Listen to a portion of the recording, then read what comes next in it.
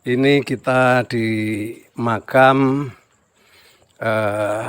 Sultan Ibnu Mustofa Pakubuwono, bisa juga disebut makam Pangeran Sudomo, juga bisa disebut Pangeran Adipati Aryo Blitar. Adipati Aryo Blitar adalah putra Pakubuwono ke-1. Ini makamnya. Mari kita kirim doa dulu.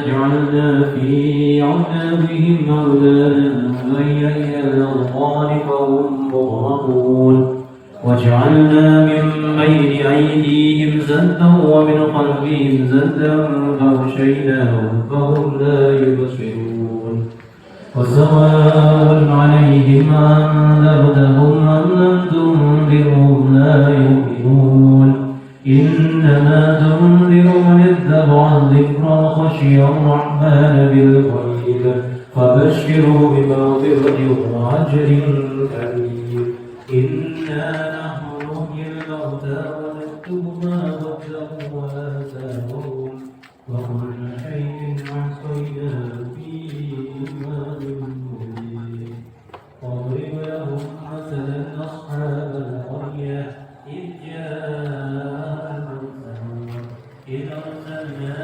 إليهم ما خلفنا بثالث فقالوا إنا إليكم مرسلون Pramila monggo kita syukuri bi qaulina alhamdulillah rabbil alamin.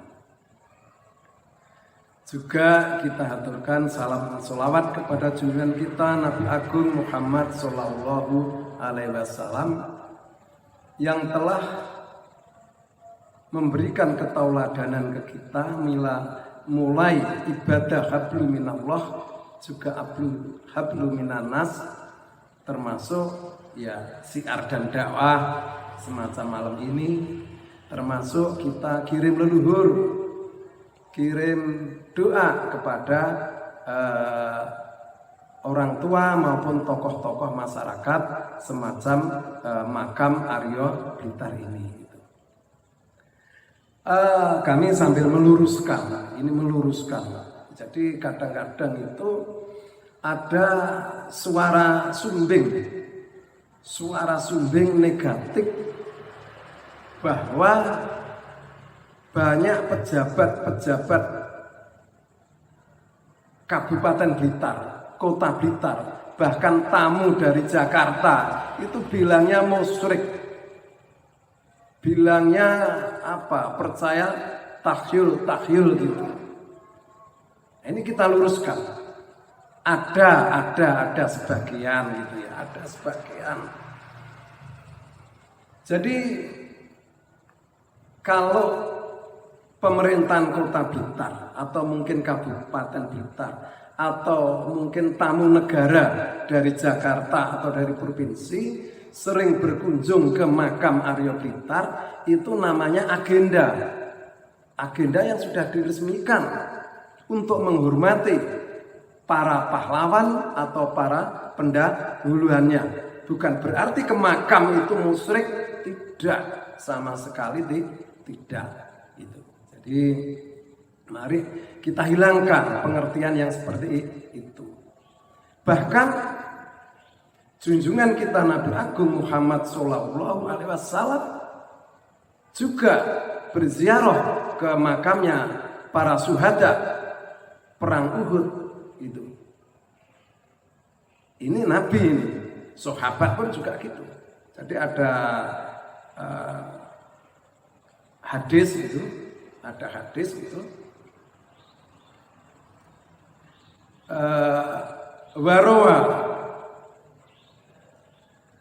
Warowa Baihaqi ya, diceritakan oleh Baihaqi Fisa di dalam kematian Anil Wakiti dari Wakiti, bukan Wakiti yang jualan bakso, bukan ya, ini sahabat, Wakiti sahabat. Ketepatan yang bakso keliling di sini itu ya Pak Wakiti. Ini hanya ketepatan. Ya mungkin orang tuanya dulu ke situ ya, ke sahabat itu Wakiti itu.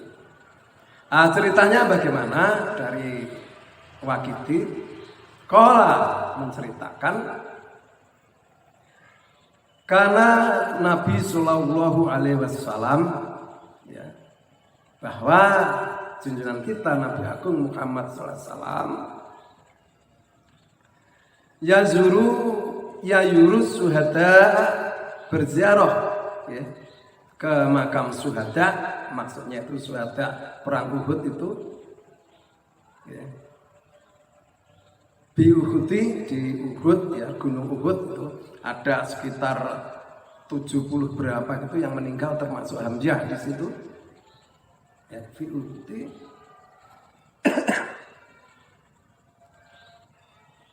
Fi kulli qaulin, setiap tahun. Jadi Nabi sendiri itu setiap tahun ke makam pahlawan. Ya, kalau di bahasa suhada, kalau di bahasa Indonesia kan ya pahlawan. Ya, tiap tahun. Wa idza tatkala balagh sampai di makam itu ya,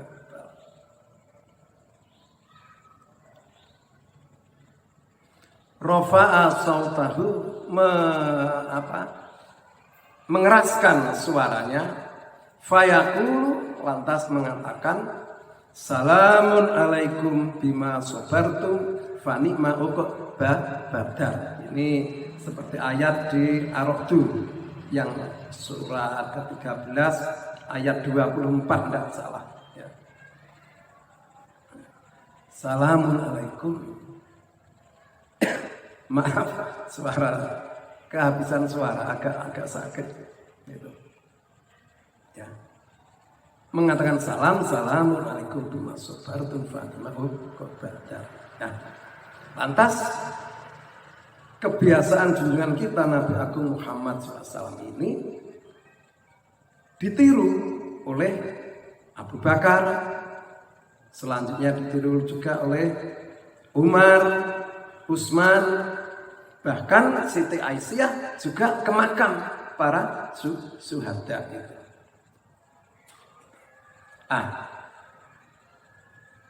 Quran pun ada juga yang jadi ada di surat Ali Imran itu kurang lebih gini.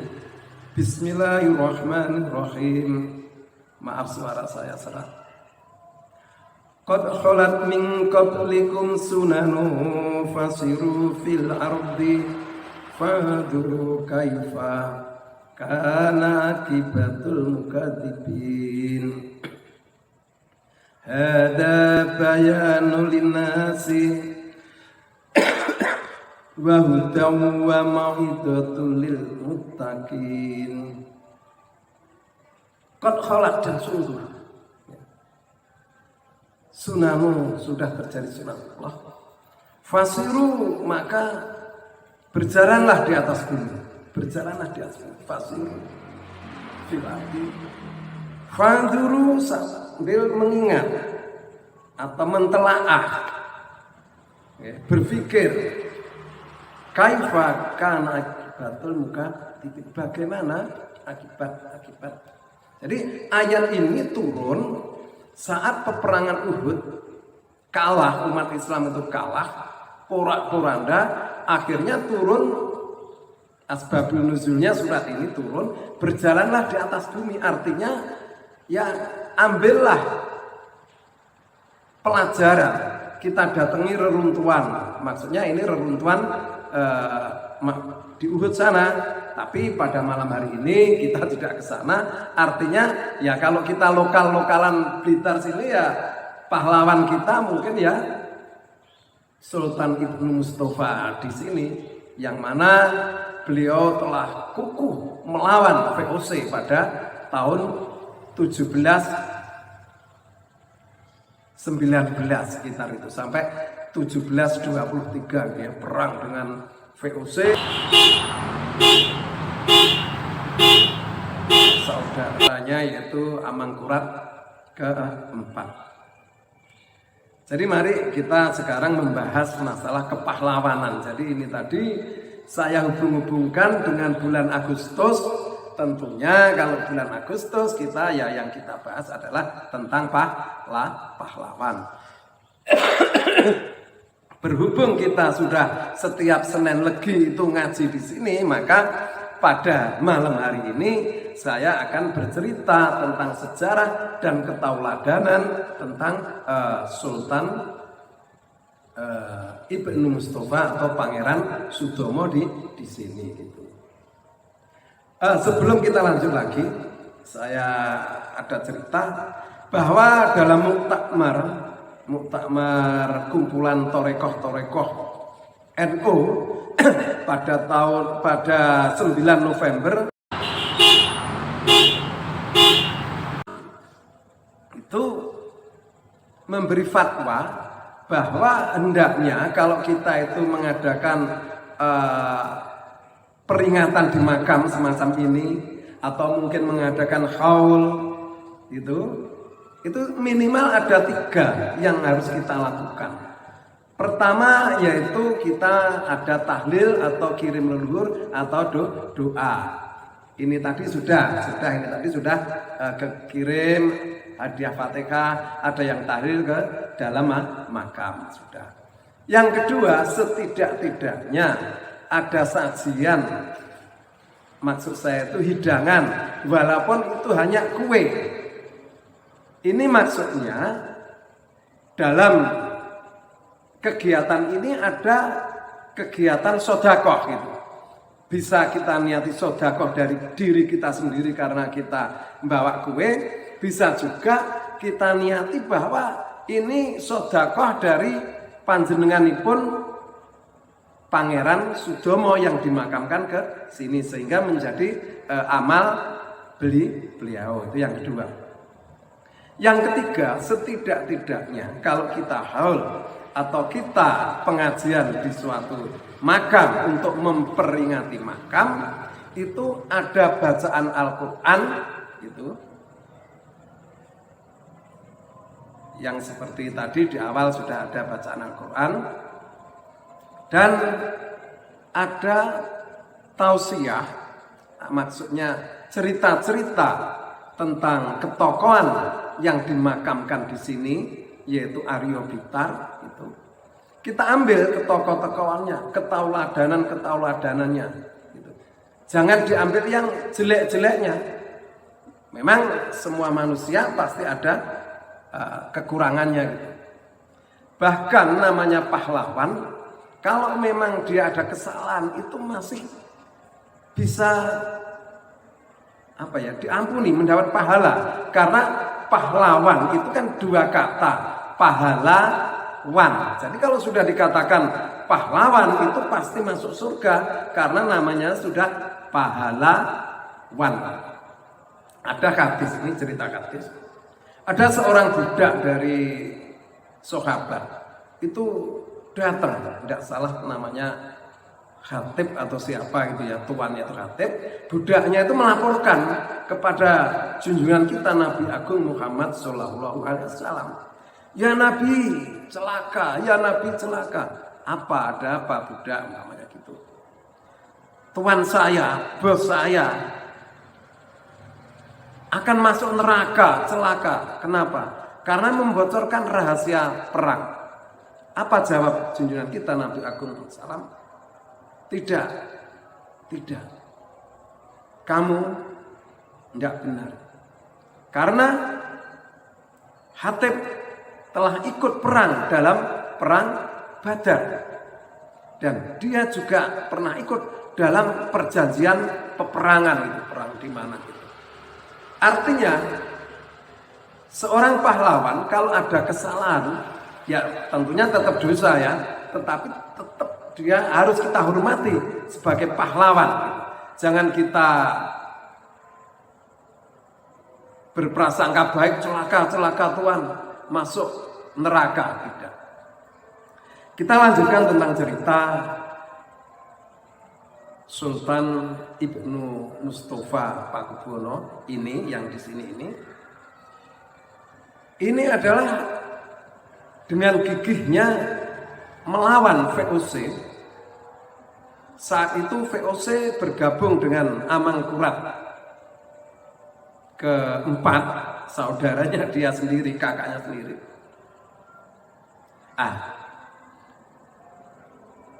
Aryo Blitar ini didukung oleh kakaknya juga yang bernama Pangeran Purbaya, juga didukung oleh ibunya yaitu Ratu Blitar. Ratu Blitar itu seorang sufi, ya cantik sekali, cerdas sekali, ahli politik, juga ahli sufi, dan mengarang banyak kitab. Jadi banyak kitab-kitab Ratu Blitar, karangan Ratu Blitar itu disimpan di Museum Den Haag sana sama di Amerika. Karena saat penjajahan dulu banyak transkrip atau lontar-lontar, bisa juga kitab-kitab kuno itu dirampas Belanda, lantas dibawa ke Museum Den Haag. Kita lanjutkan.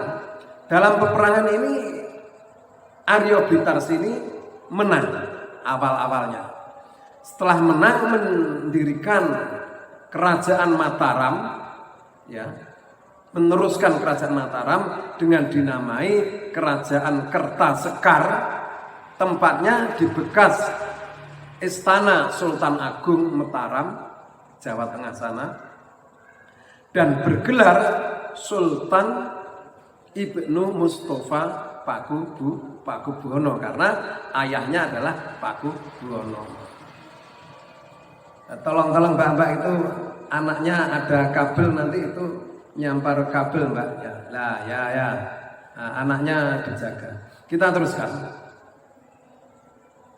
Setelah kemenangan beberapa tahun ini, walaupun Aryo Blitar juga dibantu oleh keturunan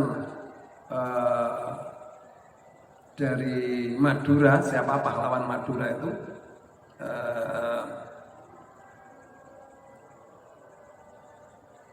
dari Madura banyak yang membantu dan ulama. Jadi Aryo Blitar ini dekat sekali dengan para ulama-ulama, bermasyarakat dengan kaum agama. Makanya setelah kemenangannya dia bergelar sultan. Gitu ya. Jadi kenapa dia bergelar sultan? Karena sangat dekat dengan para ulama saat itu. Makanya sudah benar sekali kalau setiap Senin Legi di makam ini diadakan pengajian. Nah, gitu loh ya. Nah, saya tanya, ini pengajian Senin Legi di sini ini ketepatan aja atau karena mentauladani Aryo Blitar gitu ya. Jadi Aryo Blitar itu memang ya dakwah, dekat sekali dengan ulama gitu, makanya namanya sultan. Jadi ini benar sekali.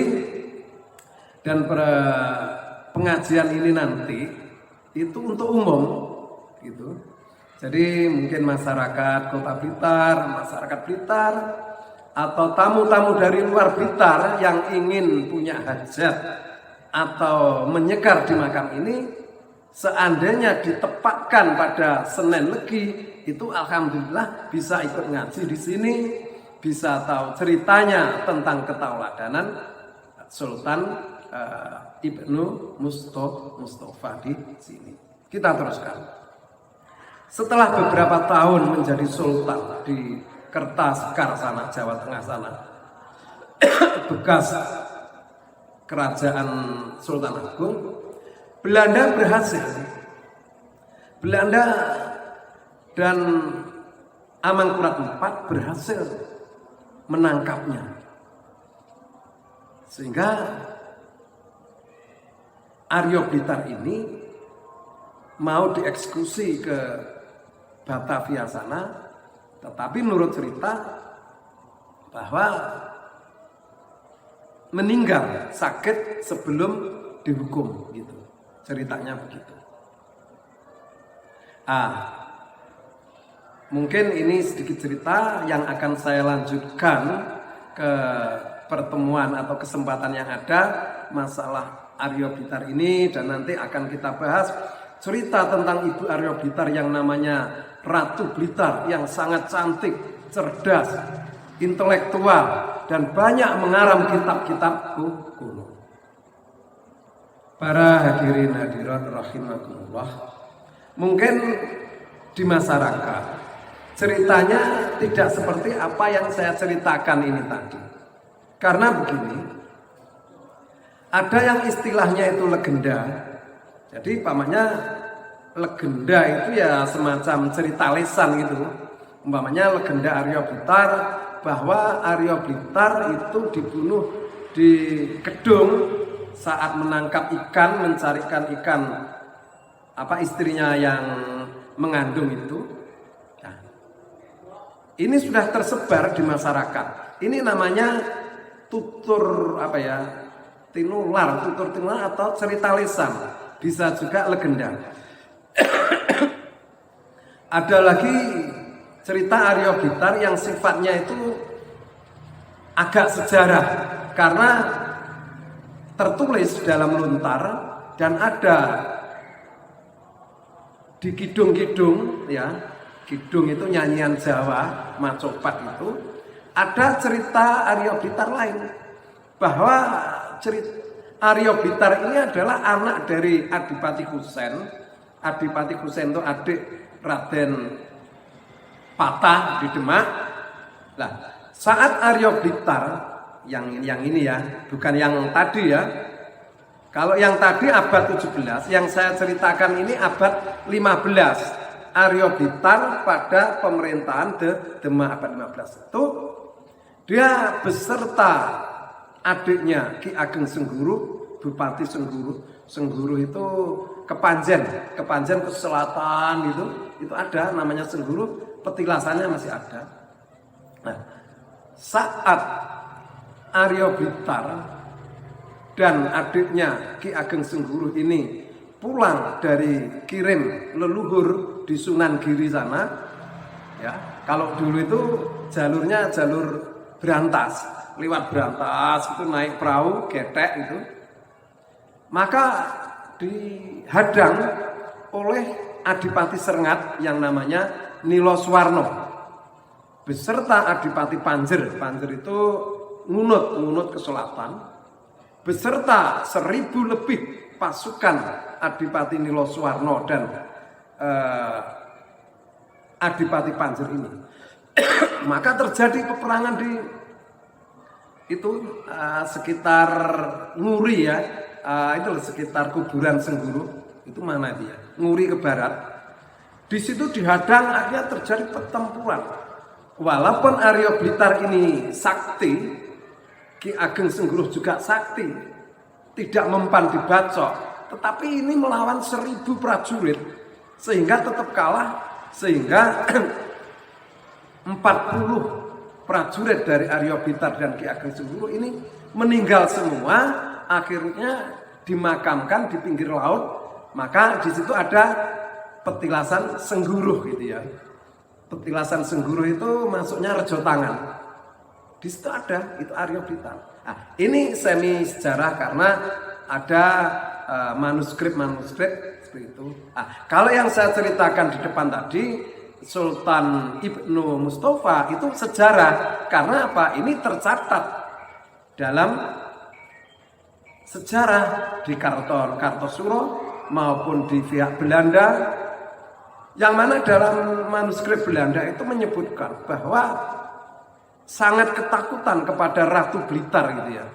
Ratu Blitar. Jadi saat itu sekitar abad 17 itu yang paling ditakuti adalah Ratu Blitar, bukan Amangkurat IV, enggak.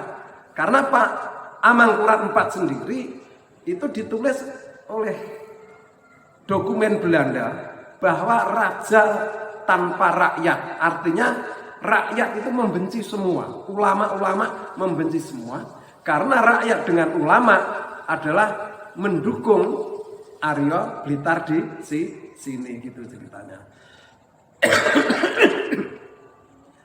Agak tidak enak, mungkin saya tambahkan sedikit aja.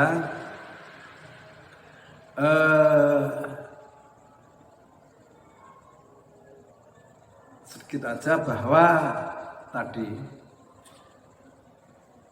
Arya Blitar di sini, Pangeran Sudomo ini sebetulnya sudah nyaris menang total karena sudah betul-betul menang, dan Amangkurat IV melarikan diri sehingga Adipati Arya Blitar sempat mendirikan kerajaan namanya Kertasekar gitu. Jadi di sini bisa kita simpulkan bahwa Arya Blitar ini karena sangat anti VOC, anti Belanda, dan sangat didukung oleh para ulama-ulama, maka sudah sepantasnya para pejabat-pejabat kota Blitar tadi, Kabupaten Blitar atau tamu-tamu dari provinsi, dari Jakarta, itu pasti agendanya ke sini. Ke sini bukan musyrik, ke sini bukan minta nasib, tidak, tetapi menghargai kepahlawanannya itu tadi. Karena saya katakan di depan tadi, Nabi sendiri itu memperingati para syuhada di makam Gunung Uhud sana, ada 80 termasuk makamnya Hamzah gitu ya. Hamzah gitu. Saya kira sekelumit itu aja, agak tidak enak suara saya. Orang Jawa bilang pancingan gitu, tidak bisa ngomong. Nanti kalau pertemuan lagi kita lanjut tentang sejarah Ratu Blitar dan tentang Arya Blitar yang abad 15 gitu. Jadi begini prinsipnya, bahwa semua bupati yang menjabat di Blitar itu namanya Arya Blitar. Jadi Arya Blitar itu adalah jabatan, nama orangnya ya ada yang Nilo Suwarno, ya, ada yang Sudomo dan lain sebagainya gitu. Ya, itu sekali lagi mari masyarakat kita ikut-ikut meluruskan. Banyak masyarakat masih melihat dengan negatif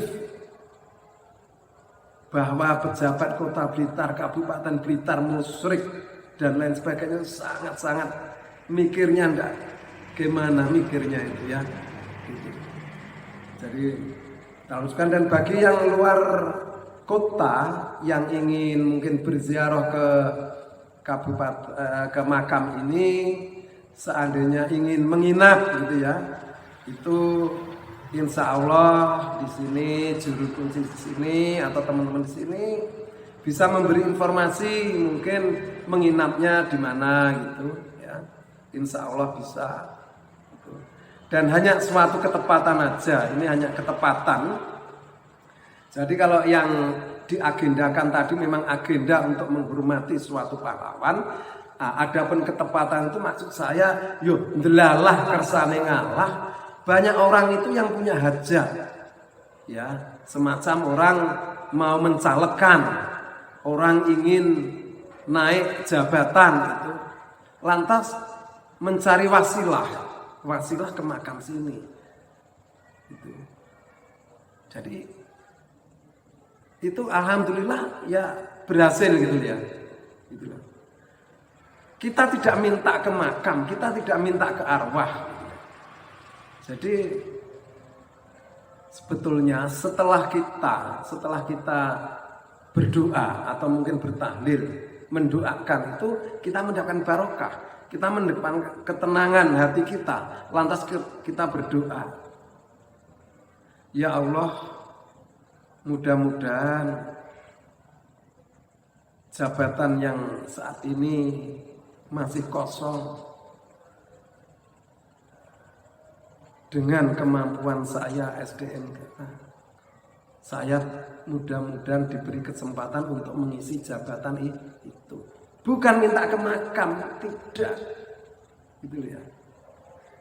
Jadi kalau kita itu kirim leluhur atau kita kirim ke wali, itu memang bisa kita mendapatkan barokah. Bukan dari wali, ya dari Allah namanya barokah. Niki acara sampun cekap, saderenge kita tutup. Bilih seneng lagi ingkang ngajeng niku kan mlebet bulan Maulid nggih. Mengke acaranipun kita kata-kataken mau selawat awon. Mengke enten niki